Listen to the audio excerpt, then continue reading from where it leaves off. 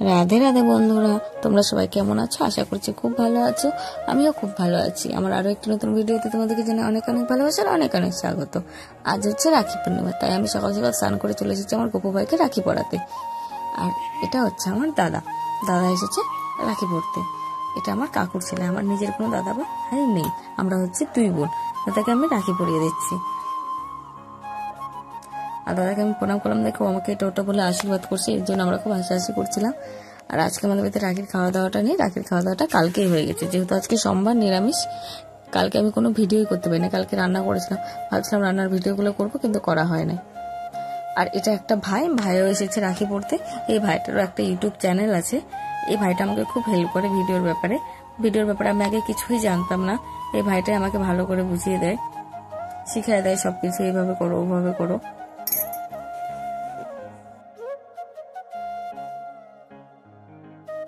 তো এখন ইনকাম করে না, তো আমার পক্ষ থেকে এটাই সম্ভব হলো।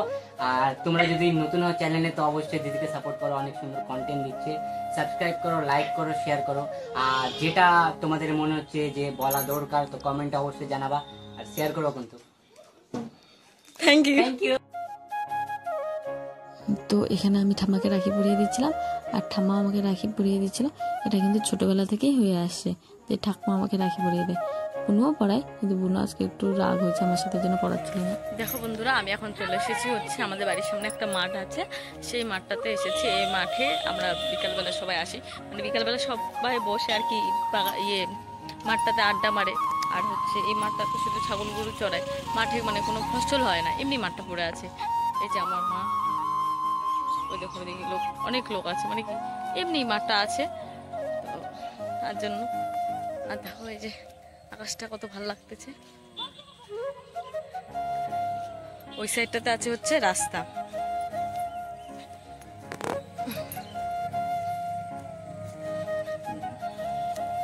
এই যে দেখো, এই যে এটা হচ্ছে বল্টু, এটা হচ্ছে সুমি, এগুলো হচ্ছে আমাদের ছাগলা, এদের নাম। এই যে চুটকি, না আসছে না আম্মা, এগুলো এটা হচ্ছে আমাদের পাড়ার একটা দিদি। ওই যে আমার বোনু আছিল ওখানটায় যাচ্ছে। আর রাস্তার ওই পাশে আমাদের বাড়ি, এই পাশে আমাদের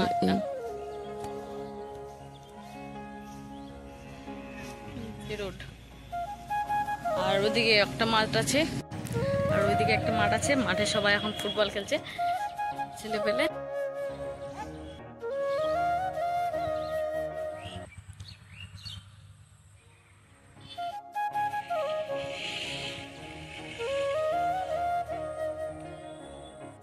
আর এখন আমি আসছি কি শাক তুলতে, কানাইয়ের পাতা। তোমরা এই শাকটা কে কে খাও কমেন্ট করে বলবে। হ্যাঁ, এটা অনেকেই খায় না, সবার কাছে শুনি বলে কি যে এটা কি শাক। এই কানাইয়ের পাতার বড়া আমার খুব ভালো লাগে, কেন কি আজকে তো নিরামিষ, তার জন্য আমি রাতে ভাবলাম কি দিয়ে খাবো, তার জন্য ভাবলাম যে বড়া ভাজবো কানাইয়ের পাতা দিয়ে। তো এখন তুলছি শাক। দেখে নাও এই শাকটা তোমরা চেনো কিনা, যে চেনো কমেন্ট করে বলবে। এই শাকটা বেশিরভাগ লোকেই চেনে না, মানে চেনে কিন্তু এটা যে খাওয়া যায় সেটা জানে না।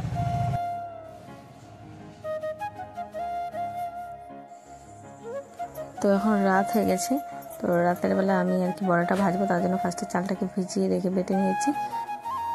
আর তার মধ্যে দিয়ে দিচ্ছি নুন, হলুদ গুঁড়ো দিয়ে এটাকে ভালো করে মাখিয়ে নেব।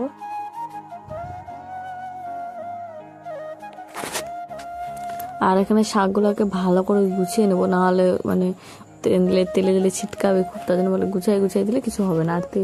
আর দেখো কড়াই আমার গরম হয়ে গেছে, আর ব্যাটারটা না খুব পাতলা করে গোলাতে হবে।